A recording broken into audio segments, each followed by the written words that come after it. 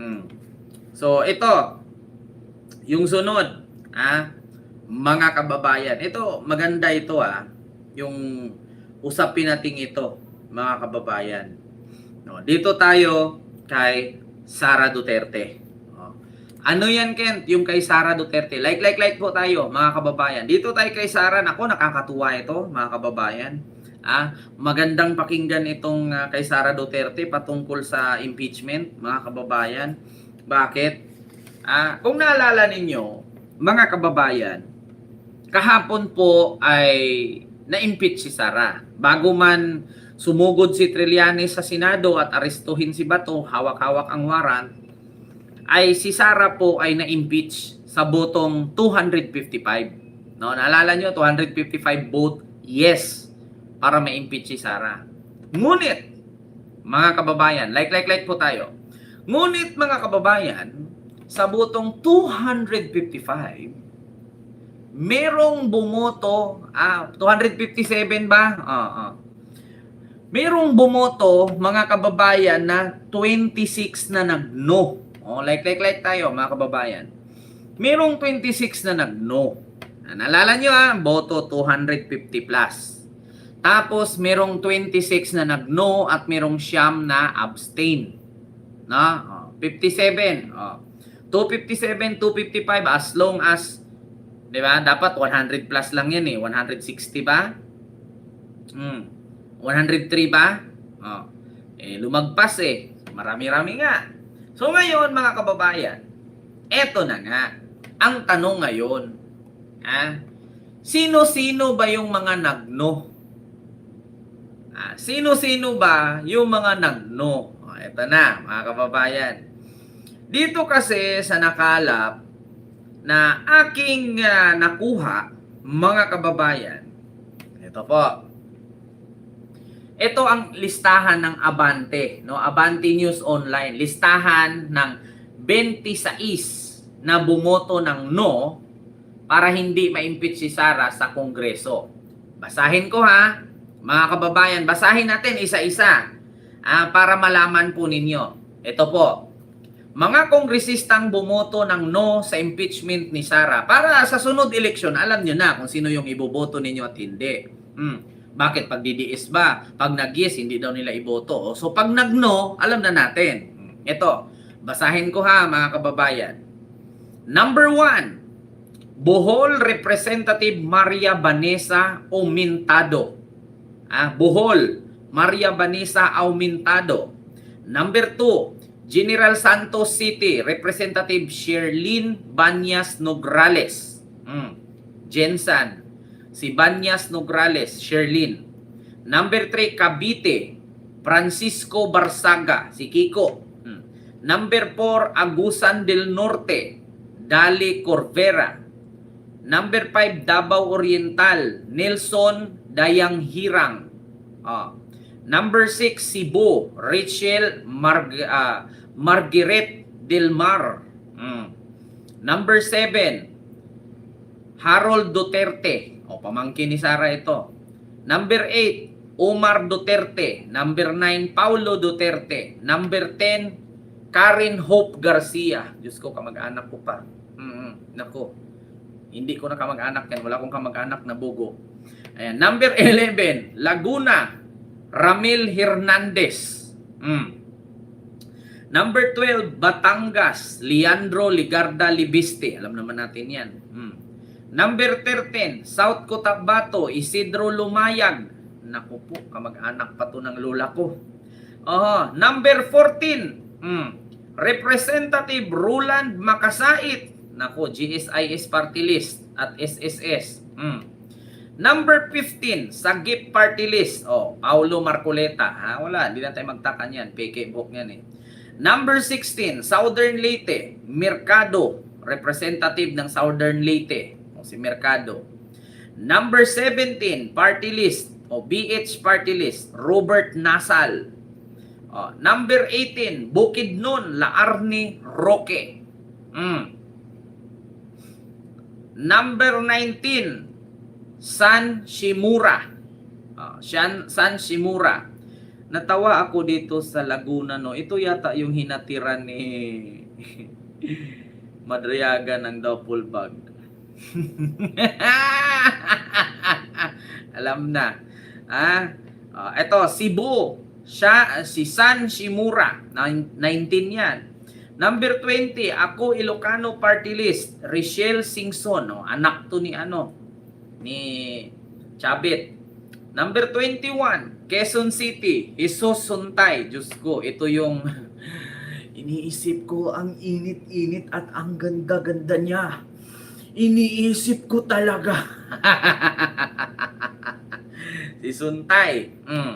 Number 22. Number 22. Bohol Representative Christine Alexi Tutor. Number 23. Davao City, si Ungab. Alam naman natin yan si Ungab. Number 24. Malasakit at Bayanihan Foundation, Girly Biloso. Number 25, Nueva Ecija, Julius Cesar Vergara. Nako, sorry ha, Ma'am Susan Vergara. Julius Cesar Vergara daw. Nueva Ecija. Ito ba yung... ayoko na magsalita. Mahirap na. So, alam nyo na, mga kababayan. So, tanong ko lang mga kababayan, sa mga binanggit ko ba,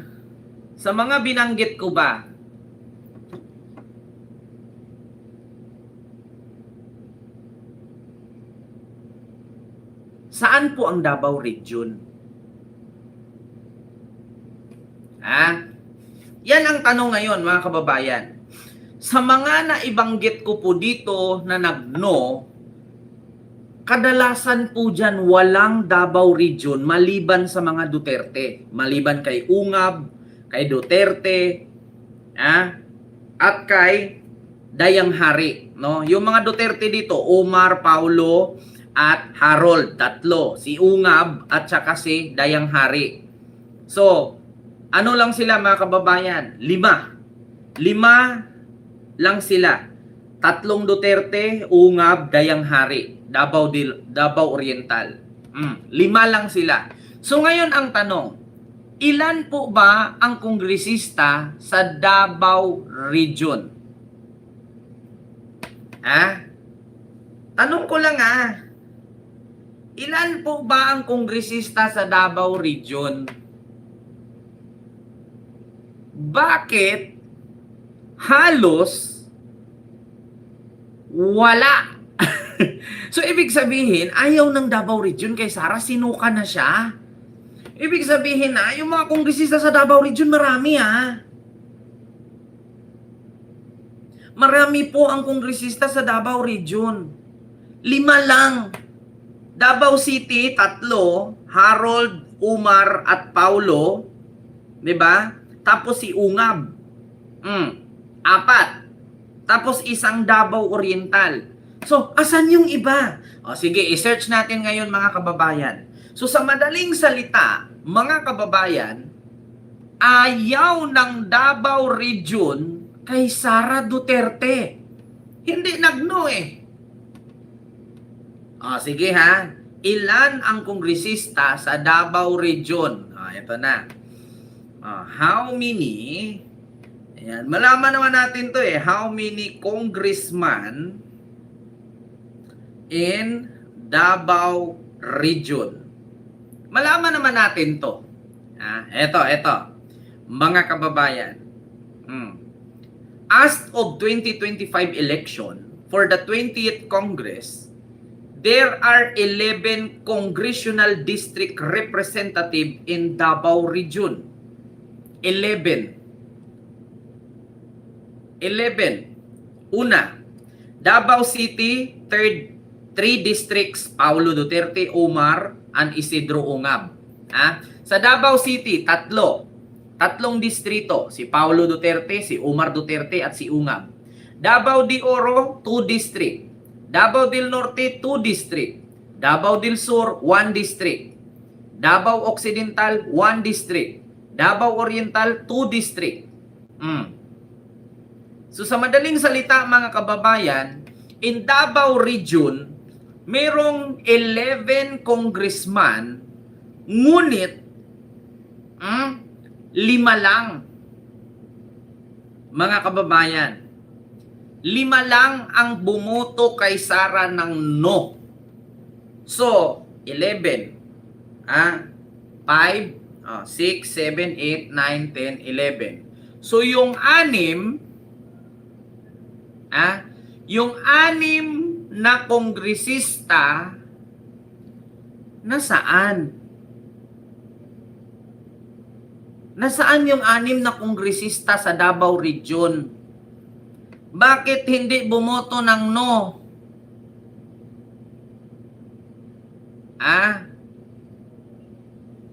Bakit hindi bumoto ng no?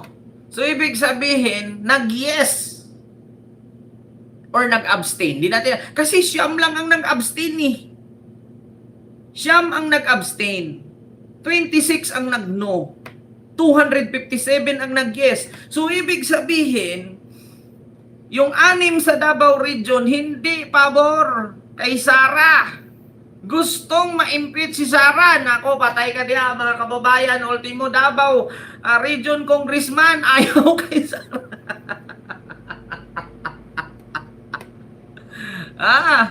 Ultimo. 6 na kongresista sa Davao Region.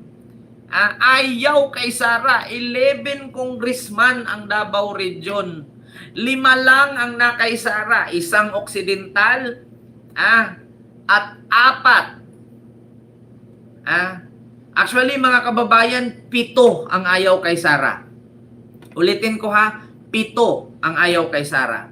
Bakit mo nasabi, Kent, na 7? 7 congressman sa Davao Region ayaw kay Sara. Kasi kung gusto nila si Sara, edi sana nag-no sila. Una, ang nag-no si Paulo, si Omar, at si Ungab. Paulo, Omar, at Ungab. Ngayon, ang tanong, saan si Harold? Mga kababayan, si Harold representative yan sa party list. Hindi siya sa district. Party list representative siya. So sa madaling salita, 7 na kongresista ang ayaw kay Sara sa Davao Region. Nagtatanong lang kasi bakit hindi kayo nag-no? Bakit hindi kayo nag-no, mga congressman sa Davao Region? Di ba 11 kayo? 11 kayo. 4 lang ang nag-no. Si Davao City Representative Ungab, Davao City Omar Duterte, Davao City Paulo Duterte, at Davao Oriental Nelson Dayang Hirang. 4 lang. Pang-5 si Harold is representative naman siya. Representative naman siya. So ibig sabihin sa 11, 7 ang ayaw kay Sara. Kita mo yan? Yung mga kongresista sa Davao Region, ayaw sa'yo, 7. 7 kongresista, hindi ka man lang binotong no? Tahimik lang sila? Hindi ka man lang pinagtanggol, Sara? Sa madaling salita, ayaw nila sa'yo. Biruin mo yan? Silent means yes. Biruin mo, 7 congressman sa Davao Region. Ayaw sa'yo. 4 lang. Yung kapatid at pamangkin mo pa. Ang nagno. So dito natin makikita mga kababayan na ultimo ang Davao Region. Ayaw kay Sara. Ultimo ang Davao Region. Ayaw kay Sara. Nakita kasi nila yung ebidensya. Sabi nga sa akin, sabi sa akin yung mga kamag-anak ko diyan sa Davao City. Sabi niya, alam mo ba, Kent? Alam mo ba, dapat dun si Tatay Digong. At least, ang dami kong pinsan sa Davao. Ayaw ko nang sabihin kung sino. Malapit pa nga sa mga Duterte yung isa eh. Kaya nga sabi sa akin nung tsahin ko, itigil mo yan. Lolo mo lang yan. Lolo mo yan si Digong, itigil mo yan. Sabi ko, hindi ko naman siya inano. Nagbe-base lang ako sa ginawa niya bilang politician. Hindi ko naman siya siniraan in personal eh. O, sabi niya, lolo mo lang yan si Digong, itigil mo yan. Sabi ganon. Sabi sa akin, alam mo dito, Ken, kung si Baste lang ang tumakbo laban kay Nograles, hindi mananalo si Baste. Alam niyo kung bakit mas pinilit si Digong tumakbo kahit ugod-ugod na? Kasi nga, para pag si Digong nakulong, si Baste pa rin ang mayor. Kasi kung si Baste ang bumangga kay Nograles, hindi mananalo si Baste. Yan ang sinabi sa akin, mga kababayan. Kung mga anak lang ni Digong ang patakbuhin dyan, mawawala sila lahat sa posisyon. Mawawala sila dyan. Hindi sila mananalo kay Nograles. Kaya nila pinatakbo si Digong kahit alam nila na ugod-ugod na at nag-uulyanid sa lapid na ang dila. Kasi alam nila na may buboto pa dun sa matanda. Pero kung tutuusin, wala yung matanda. Kaya nga hanggang ngayon ginamit nila yung impluensya dyan sa pagkakulong na nagpi-feeling victim sila. Kasi kapag ka namatay yan si Digong, 40 days, 1 year, kwento na lang siya sa libro, tapos na ang karir nila sa Davao. Maraming bumoto kay Digong kasi tatay yun eh, matanda na yun, maraming kakilala yun. Ngayon kasi mga kababayan, kung anak na ang susunod, wala. O, kita nyo naman, ebidensya ito ebidensya ito mga kababayan. Nagpapatunay na ayaw ng mga kongresista sa Davao Region na 7. Kasi sa 11 kakongresista, 4 lang ang nagno kay Sara. Yung 7, wala, hindi man lang siya pinagtanggol. Kita nyo? Ito pa. Bukod, mga kababayan, sa 7 kakongresista sa Davao Region, asan si Gloria Arroyo? Nasaan si Gloria Arroyo? Bakit hindi nag-say no?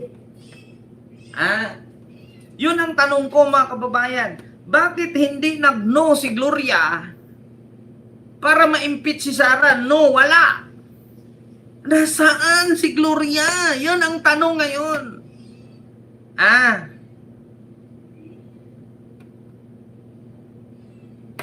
Abstain. Ibig sabihin abstain, hugas kamay. Abstain ba si Gloria? Yan ang katanungan ngayon mga kababayan. Kita nyo, Davao Region, 11 congressman, 4 lang nagno, and the rest 7, tahimik. Nasaan si Gloria?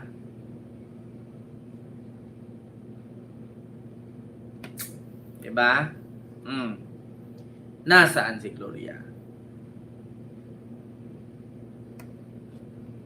Kita ninyo mga kababayan.